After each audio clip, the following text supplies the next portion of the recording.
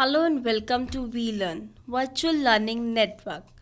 Today we will do session number 19 of Human Resource Development, that is Multi-Source Feedback System MAFS.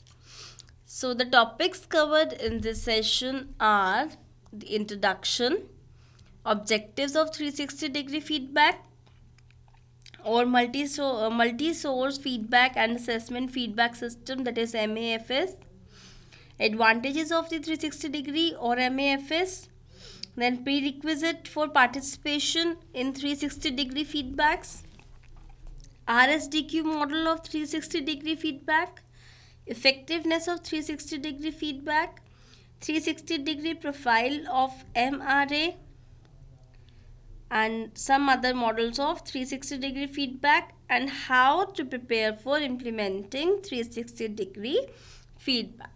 So firstly we will discuss the introduction. जो recent years में जो हमारे multi source assessment हुए, जो हमारे feedback system हुए, यानी कि MAFS, M for multi source, A is for assessment, F is for feedback and S is for system.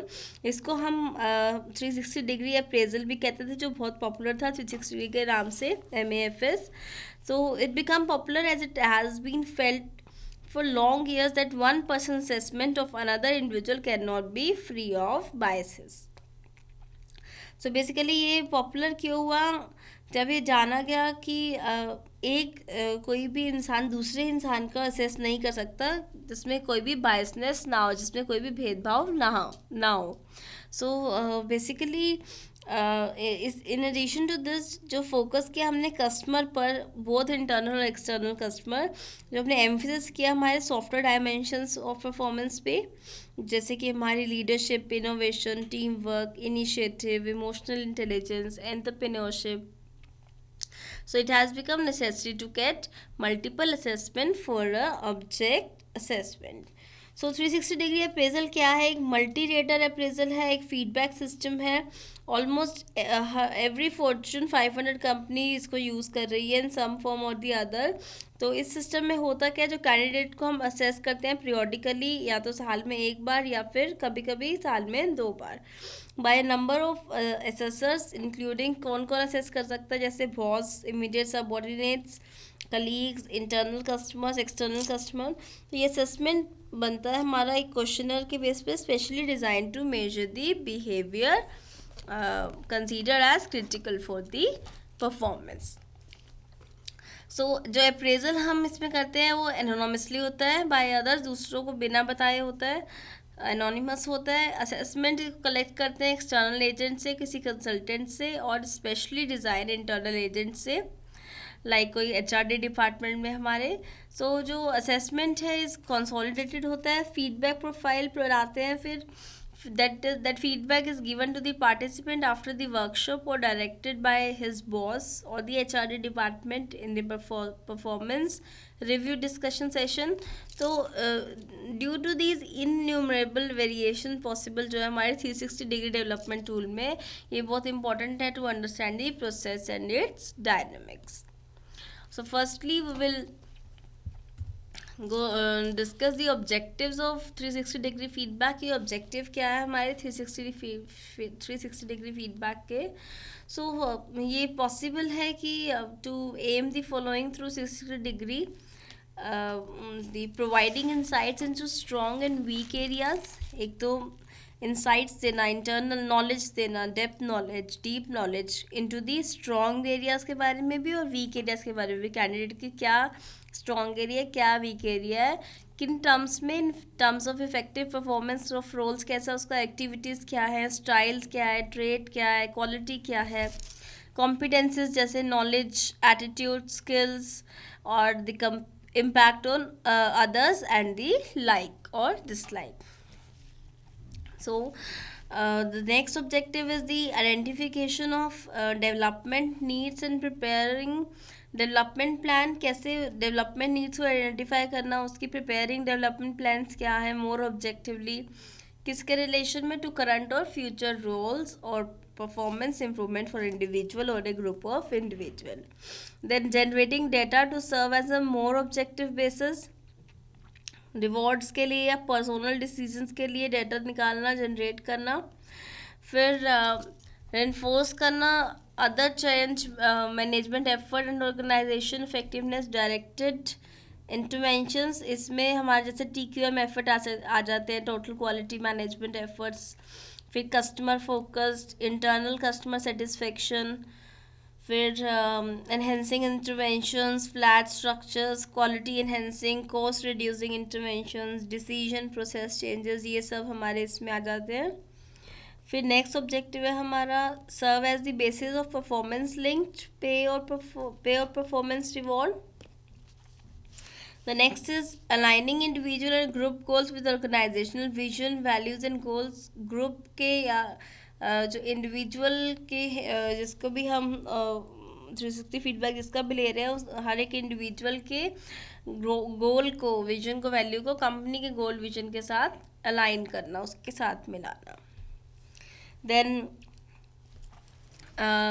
we have the leadership development, the cultural building, the potential appraisal and development, career planning and development, succession planning and development, team building, role clarity, increased accountability and planning, internal customer satisfaction improvement measures. So these are the objectives of the 360-degree feedback. Now we'll come to the next slide. The next that we have already discussed these objectives. Now next topic is the advantages of 360 degree. अब 360 degree की advantages क्या है? तो 360 degree appraisal system में उसके कुछ advantages हैं। ये advantages are not substitute for those of traditional appraisals, चूँकि सब्सिट्यूट तो नहीं है लेकिन उनके साथ उनका एडिशन है, ठीक है। तो नॉर्मली जो MAFS जो था हमारा मल्टी रिसोर्स असेसमेंट और फीडबैक सिस्टम जो हमारा पहले था, वो रिव्यू करता था supplements to the regular KPA और KRA based on appraisal system rather than the replacement of the same. तो एडिशनल एडवांटेज क्या ऑफर कर रहा है हमें MAFS multi assessment and feedback system? क्या एडिशनल एडवांटेज ऑफर कर रहा है? ये ज़्यादा ऑब्जेक्टिव है than 1% assessment of traits and qualities, more objective. Then it adds objectivity and supplements the traditional appraisal system. Then it provides normally more acceptable feedback to employees, जो ऐसा feedback देता है जो employee को acceptable होता है। Then it can serve all the purpose served by the traditional appraisal system, जैसे identify करना हमारी market development needs क्या है, reward management करना, performance development करना। फिर ये फोकस करता है हमारी इंटरनल कस्टमर सेटिस्फेक्शन पे। इसके अलावा इसके पास पोटेंशियल है पॉइंट आउट कर सके सुपरवाइजरी बायसेस को अपने ट्रेडिशनल अप्रेजल सिस्टम में। Then it is good tool for enhancing customer service and quality of inputs and service to internal customer. फिर it provide scope for the candidate to get multiple input to improve his role, his performance, his style and his ideas, enhances the acceptability of the individual. Then ये ज़्यादा participative है, enhances the quality of HR decision, suitable है हमारे new organization culture के लिए, that being promoted by most world class organizations। जैसे हमारी participative culture follow कर रहे हैं हम, लर्निंग कल्चर फॉलो कर रहे हैं, क्वालिटी कल्चर फॉलो कर रहे हैं, competency based performance culture follow कर रहे हैं, टीम वर्क है, एम्पावरिंग कल्चर है, लीडरशिप कल्चर है। तो ये यहाँ सब पे ये बहुत ही सूटेबल है नए कल्चर्स के लिए MAFS। Now will come to the next topic that is prerequisite of for participation in 360 degree feedback। ये क्या क्या prerequisite हमें चाहिए होते हैं पार्टिसिपेट करने के लिए, 360 डिग्री फीडबैक में पार्टिसिपेट करने के लिए? इससे पहले हमें क्या क्या चीज़ों की ज़रूरत होती है? तो 360 डिग्री जो सिस्टम है वो बहुत ही सेंसिटिव इशू है। So it can throw a person not well prepared for it, out of balance, जो इसके लिए पूरी तरह से प्रिपेयर नहीं है, आउट ऑफ बैलेंस हो सकता है वो बंदा। तो इट कैन ऑल्सो क्रिएट कुछ नए आइडियाज़ क्रिएट करता है हमारी ऑर्गेनाइजेशन में। अगर ढंग से नहीं डिज़ाइन किया इसको या नहीं कंडक्ट नहीं किया ढंग से, तो बहुत ही पोटेंशियल डेंजर दे सकता है कैंडिडेट को, जिससे कि रोंग परसेप्शन डेवलप हो जाएंगे, रोंग नोशंस डेवलप हो जाएंगे, right. So and developing new attitude towards him. तो ये ज़रूरी है और इम्पॉर्टेंट है to manage the process well and make it full proof. तो फर्स्ट इम्पॉर्टेंट स्टेप जो है, determine its organisation is ready for it. The second important step is to determine if the candidate is ready for it, and the following are the indicator of the organization readiness for the MAF. तो पहला step इसमें क्या होता है कि determine करना कि organisation ready है क्या इसके लिए, और सेकेंड स्टेप क्या है, टू डिटरमाइन कि कैंडिडेट क्या उसके लिए रेडी है, क्या उसको 360 डिग्री फीडबैक अब हमें लेना चाहिए. Then comes they are following, कुछ इंडिकेटर्स हैं ऑर्गेनाइजेशन रेडीनेस के लिए. क्या पता चलता है कि हमारी ऑर्गेनाइजेशन रेडी है अब किसी का 360 डिग्री फीडबैक लेने के लिए. जब टॉप मैनेजमेंट ऑर्गेनाइजेशन कमिटेड होती है to develop the competencies of employee on a continuous basis. The second indicator is there are number of HRD system operating in organization and they are being taken seriously in implementation. फिर जो people take feedback supportively and use it for development. There are too much of politics in the organization. People are likely to use the feedback for playing politics. There are not too many status barriers and ego problems in the organization. Top management is willing to subject themselves for an assessment by their subordinates and colleagues, and many others indicators are there. Now we'll also discuss some of the indicators जो indicate करते हैं कि candidate की readiness है कि नहीं, candidate ready है कि नहीं है उसके फीडबैक के लिए. तो वो क्या फीडबैक है, फर्स्ट इज जो इंडिकेटर है, फर्स्ट जो इंडिकेटर है क्या है कि candidate is desirous of knowing himself through the eyes of others, he is willing to receive feedback from others and does not become over defensive. Candidate desire to be better. Candidate are open to and known to respect the view of others. Candidate should be learning oriented. Candidate has an attitude for healthy competition. Then candidate should have at least 1.5 years of experience. Then he should have direct working relation, at least 6 individual who can rate him. And the candidate should have no history of any previous psychological or psychiatric problem. तो ये सब चीज़ें हैं जो indicators हैं जो show करते हैं कि कैंडिडेट रेडी है अपने फीडबैक के लिए 360 डिग्री MAFS के लिए पर्टिकुलरली. सो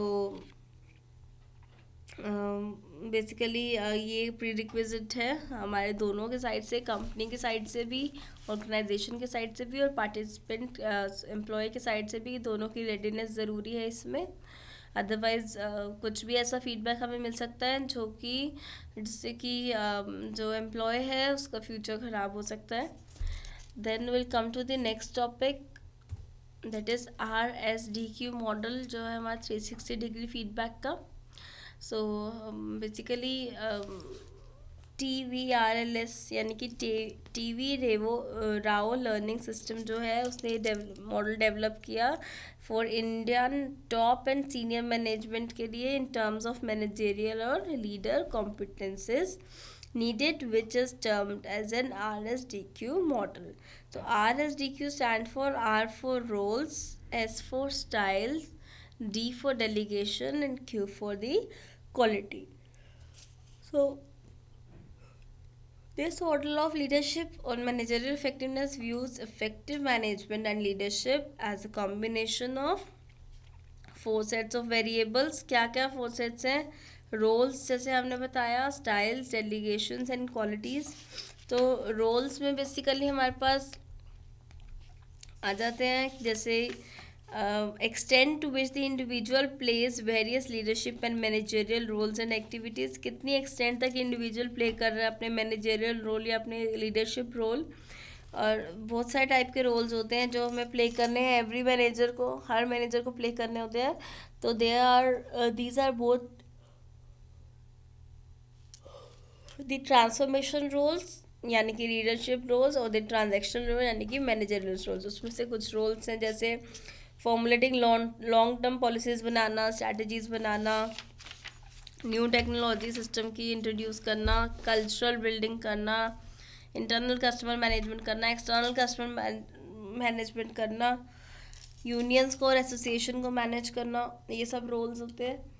देन स्टाइल क्या होता है कि while effective manager recognise all the leadership roles and perform them well, it is not only the roles or activities जो determine करती है effectiveness but also the way in which they are played, कि किस तरीके से वो role और activities को play कर रहे हैं. that is the style of the managers.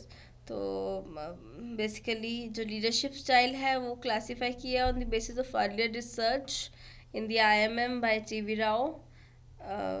So it has been found that जो development style था वो most desired organization business style है. However, कुछ individuals कुछ situation में requires time benevolent या critical style भी follow करते हैं. So it has been found in research that कुछ managers are not aware of the predominant style and they tend to use and affect their style is producing on their employees. Then we'll come to the delegation. तो delegation जो है RSDQ model consider level of delegation as an important part of senior executive effectiveness. कि किस level कितनी level की delegation है, उसके level of delegation क्या है. तो ये डायमेंशन इंक्लूड करते हैं. क्यों? क्योंकि most senior managers seem to have difficulties delegating, especially those effective manager who get promotion fast in their careers. In the last come the qualities. तो जो मॉडल एनवेस क्या करता है कि manager should exhibit quality of, manager के पास कौन सी क्वालिटीज़ होनी चाहिए, लीडर की और वर्ल्ड क्लास मैनेजर की. यानी कि मैनेजर में जैसे हमारी प्रोएक्शन, लिसनिंग, कम्युनिकेशन, पॉजिटिव अप्रोच, ये सब चीज़ें होनी चाहिए. तो ऐसी क्वालिटी जो सिर्फ affect not only affect the effectiveness with which top level manager perform various roles but also has an impact on the leadership style and hence are very critical. Now we have applications and variations of RS and DQ. तो जो हमारा 360 degree feedback instrument है वो base है हमारा RSDQ model पे. उसको हम कहाँ यूज़ कर रहे हैं, एप्लीकेशन कहाँ, उसकी large number of Indian organisation में हम यूज़ कर रहे हैं. जैसे हमारी आदित्य बिरला ग्रुप में यूज़ कर रहे हैं, डॉक्टर रेड्डीज लेबोरेटरीज में यूज़ कर रहे हैं, ताज ग्रुप ऑफ होटल में यूज़ कर रहे हैं, Tata Cummins, Titan industries, Amway India and so on. और जो मेन पर्पज़ है इसको यूज़ करने का इन ऑर्गेनाइजेशन में वो क्या है कि प्रोवाइड कर सके insight to the top level manager to on others perceptions, और इम्पैक्ट क्या है उसका, they create in the organisation due to effectiveness with which they perform managerial roles and leadership styles. So basically हम बड़ी बड़ी organisation में इनको लगा रहे हो, अप्लाई कर रहे हैं. और किस लिए अप्लाई कर रहे हैं, ताकि हम इंसाइट्स निकाल सकें, टॉप लेवल मैनेजर को पता चल सके दूसरों के परसेप्शन और उसका क्या इम्पैक्ट है हमारी ऑर्गेनाइजेशन पे. So that is this. और अब हम आ जाते हैं इफेक्टिवनेस क्या है हमारे 360 डिग्री फीडबैक की. तो basically following changes were most frequently mentioned: changes in behavior demonstrated after the 360 degree feedback.